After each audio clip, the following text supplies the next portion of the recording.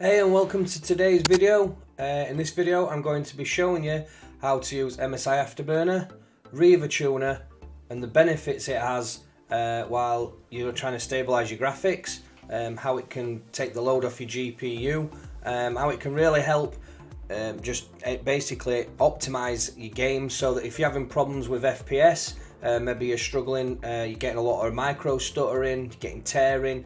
I'm going to go over the steps now that can really help you and really sort of maybe just get your game running a bit smoother. Maybe you're running a 70Hz monitor or a 100Hz monitor and you don't really understand how it all works. I'm going to show you that today, so make sure you watch the video right to the end because I explain this all step by step and in depth. So let's get on with today's video. Right, so what you want to do first of all is, I'll just minimize myself down here in the corner. You want to head over to msi.com, okay, and then you can click on this download button down here. I'm struggling to see it because of my 5-inch screen. Once you click on this download button, you'll be given a zip file. So if we just click on this zip file once it's downloaded and open it, as you can see we get the setup folder. You just want to double click on this and then just click OK. Sorry, it's just kicking me out because it's asking me to authorize it. Then you just want to click on accept the terms of the license agreement, and then also have this ticked here, the rivatuner statistics server, because this is what's really going to help you get your graphics stabilized, and I'll explain all this in a second. So just make sure that that's ticked and click OK. The directory you want to install it, I obviously just let it do the automatic installation to program files x86. Click OK, then just click install. As it's already installed, it's going to abort it because we've already got it all done. So this is just a demonstration so you can see exactly how to install it all. Then what you want to do is you want to open Msi Afterburner. You'll see this little tab here, and I'll just drag this into this section here so we can actually see it. And as you can see, I've got my power limit turned up on my graphics card and the temp limit, but I've got the clock not really running anything extraordinary. I'm running a 3090 Nvidia FE, the Founders Edition, so it runs really well. I'm really happy with this graphics card, to be honest. If you've maybe got like a 1070, an old 1060 maybe, 1080 Ti, maybe you're on the RTX series, or maybe you're on a 1660, the RTX 3070 and so on.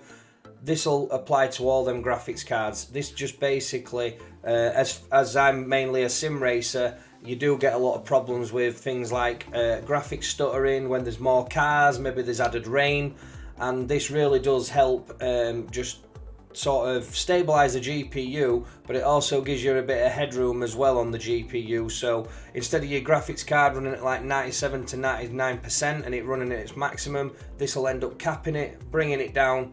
You'll still get the same frame rate, you'll still get, you know, the similar sort of graphics, depending on obviously what graphics card you've got, what hertz monitor you've got, it all depends on that. But as I say, I run 4K monitors, I'm running Samsung 4K 32-inch. They are proper monitors, they're not TVs, they are actual monitors, but they are only 60Hz. Now, I did this because I knew that if I'm going to be running in 4K resolution and I'm running a 120Hz monitor, if they're even available in 4K, it's really going to struggle. You know, you're not going to get them sort of frame rates with the detail of the graphics. Anti-aliasing turned up to maybe 8 times in some titles. Obviously I tried to run at maybe 4 maximum because that has an impact, and I'll discuss all this with you as well, and anisotropic filtering and stuff. So yeah, it does have a big impact on your graphics card. And I just find that 60Hz for me, for racing, if it's capped, and I'm going to explain all this to you, and the frame time's running smooth, it is very smooth. There's no micro stuttering when you're turning corners. It looks, to the eye, it's good. Now, it's never going to be 120 or 144 Hz, I get that, but I'm only working with what I've got and what's available graphic card wise in today's market, because otherwise I'd be having all sorts of issues. So this is why I chose this setup. So as you can see here in Msi Afterburner, you've got a little settings tab. If you click on this, you get all these options here. Okay, so as you can see, you can enable all these by just ticking them on the left hand side. I have actually got a fan curve. You can actually set this, as you can see there, enable user defined software, automatic fan control. and then you can just set your own fan curve. So obviously, as my graphics card starts to get warm, as I'm in a game, I like my fan speed to be on 100 at 60 degrees just to keep it nice and cool. As it's running 4K, effectively 12K on 3 monitors, I always like to just make sure that the cooling's there. I'm not bothered about the fan speed running at 100% or worrying about it wearing out the fan. You know, they're an aluminium fan in these, they're really balanced, they run really smooth, and I'd rather have the cooling rather than my graphics card getting hot when I'm racing around with 30 cars and, you know, you're not paying attention to it. And again, I'll explain all this later on and how you can monitor it yourself and so forth. And as you see here, we've got monitoring. Now this is where we get to see in rivatuner the things that we want to display. So I want to see my GPU temperature, and I've also put an alarm on. Again, you can allow all this down here, you can set all the temperature limits, there's so much you can do, but basically if my GPU goes over a certain temperature, an alarm will sound, so then I know that something's either failed, like a fan has stopped working, or you know, the fan temperature's for some reason not optimized and it's just peaked up for no reason. I get a little alarm, so that's great to know. GPU usage, I want to see how much of the percentage of the GPU has been used. The FB usage, and again it tells you all here what each of these ones do. The bus usage, the memory usage, and as we come down we've got GPU fan tachometer, but I've not got this displayed in my on-screen display. This is what OSD means. So as you can see here, I've got my CPU temperature again with an alarm. As we come down, CPU usage, CPU power, CPU clock, the RAM usage, the frame rate and the frame time, and I'll explain all this when we get into it. So you can turn all this on.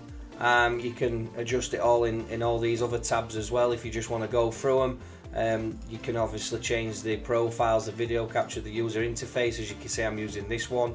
You can change the size of it, the scaling of it, and so on.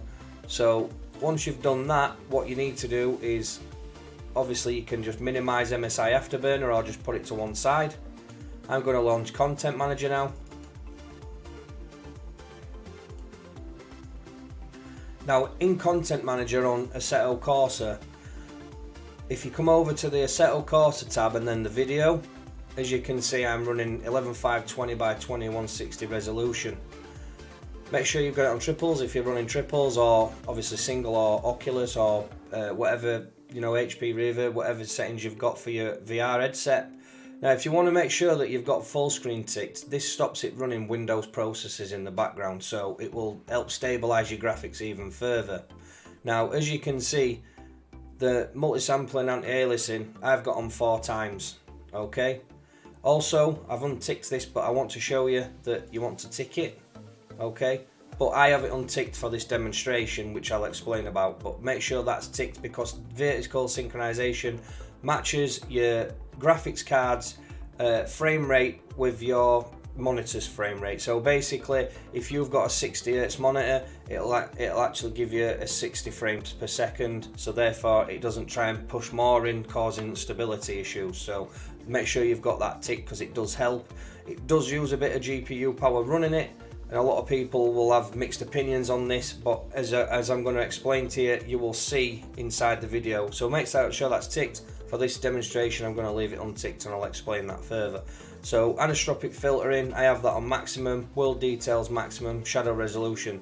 Now smoke generation on Assetto Corsa. Assetto Corsa has been out for years, I think it's 2014. The game is modified by other people, like Custom Shaders patch, and obviously there's the Sol which I'm running, and it's really good, but what you've got to realise is this game's very old, so it starts to have conflict issues and you seem to get a lot of instability, especially when you're on drift servers where there's a lot of smoke. Now if you turn smoke on and put it on maximum, you'll notice a massive drop in frame rate. Now I've tested all this, okay? But if you come into Custom Shaders patch, if you're running this, if you're not, then I suggest that you download it, and you come into graphic adjustments. As you come down, you can change all the graphics settings in here as well, and change it to I run CMAA by Intel 2018. Again, the quality is better. I have it on extra sharp. You can just adjust this to your suiting, but there's actually one for particles FX, which is the smoke. Now, if you've got smoke turned on and little bits of tire, the smoke still actually works. So you get an increase in performance by having this off, but the smoke's still there. So I were having a lot of problems in drift servers when you've got 4K resolution and you're running sort of 28, 27 cars. I were having a lot of stability. I were getting spikes and sometimes getting a frame drop, and it were annoying me. I came in here, I turned smoke off because it was still smoking on the cars, but yet the performance was there. So that's a little tip if you are doing a lot of drifting and having problems. Obviously, I know I've got a 3090, it's like the top of the range card, and I'm running high resolution, but these settings that I'm giving you will still work with older cards and to your setup. So if you're running, say, triples in a 5760 by 1080 resolution, and you've got, say, a 1080 Ti or a 1080 or even a 1070, these will massively help. One of my friends, we've set his computer up, he's running a similar setup to me, which is an i9. We're running a Z390 chipset with 4000 megahertz of RAM. We're running the Patriot Viper RAM sticks on a, like I say, on a 999900K, and he's got a 1070, and we've set that up now using these methods, and he's able to run 20-25 cars on pretty good settings for drifting, where he's not like making everything minimum, and it runs flawless. So this really does work with your graphics settings and really helps to stabilize it and get better performance of what you've got. Even if you've got an old card that's really struggling, maybe a 1050 Ti, these will still work. You can only do what you can do with what you've got, but trust me, if you follow what I'm telling you and listen to all these steps and implement them and just try little things like changing the quality up here to medium and maybe medium, and just keep messing with things and trying things like turning the mirror quality down and just getting it so it looks the best it can, and then trying these settings from rivatuner, you'll notice a big difference. Right, so what we'll do now is we'll just go over to a race, and I'm just going to show you what happens when you mess with rivatuner basically. Right, so as you can see, we're inside a race now with about 28 cars, and if you look up here, my GPU temp's at 52, percentages at 84%, 82% changing. We're using roughly 9 gigabytes of VRAM. The GPU power's using like 380 watts. The CPU temp, the CPU percent, the CPU's running at 4.8 gig. PC RAM's running nearly 10 gig. Nearly 10 gig of PC RAM. We're running 60 FPS and 16.6. Now, as you can see, we've got this red line, and this is the stability of the graphics card, and as you can see, we're only running at 85%. Now, once you've got rivatuner installed, it's like a little blue screen that you'll see on the desktop, or if you put it in on your taskbar, and it will look like this. Okay, let's just hope we don't get run into here sat on the track. Now, as you can see here, I've got a frame time limit. If I just change that to 30 FPS, sorry, if I just change that to the actual frame rate rather than frame time, if you look on the right hand side up here at the frames per second, if I change that to 30, it automatically caps it at 30 FPS, and as you can see, the frame time goes to 33.3. It starts to look a little bit glitchy. We're getting a pile up behind us. The GPU's not doing as much work, right? So if we just were to put this to 0 and leave it uncapped, as you can see, it's struggling now and it's running at 97%. The game's really not stable.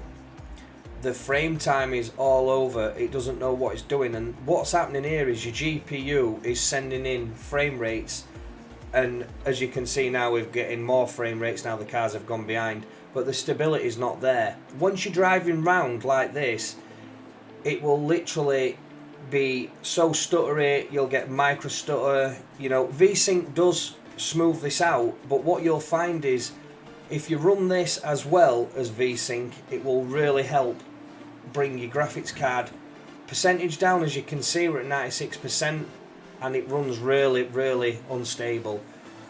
as I said, once you're racing round, because your graphics card's running so high, you'll get a bottleneck.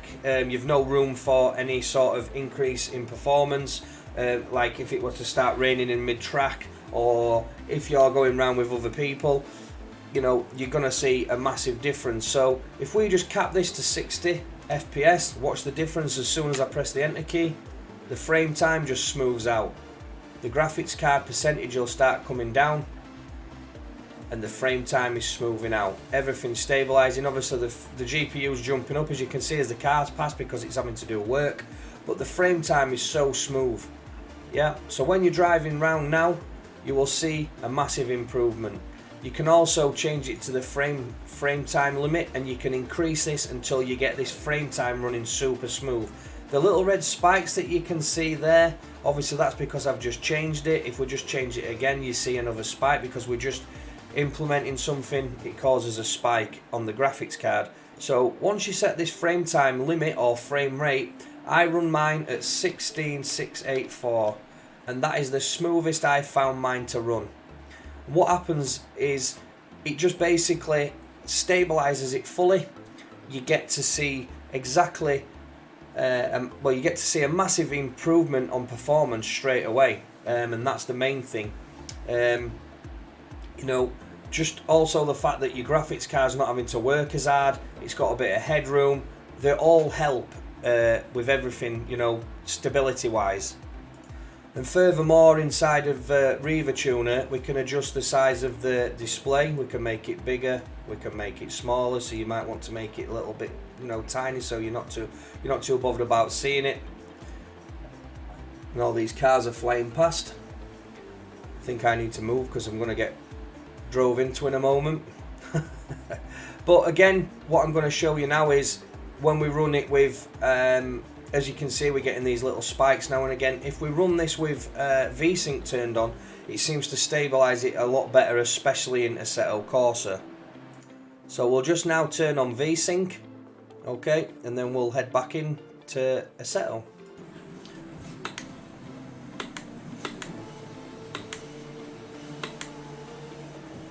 So we're back inside Assetto, and as you can see, we're running round, and it's running pretty smooth. We've got graphics on quite high, we've got a lot of cars around us, and as you can see, the stability is pretty good.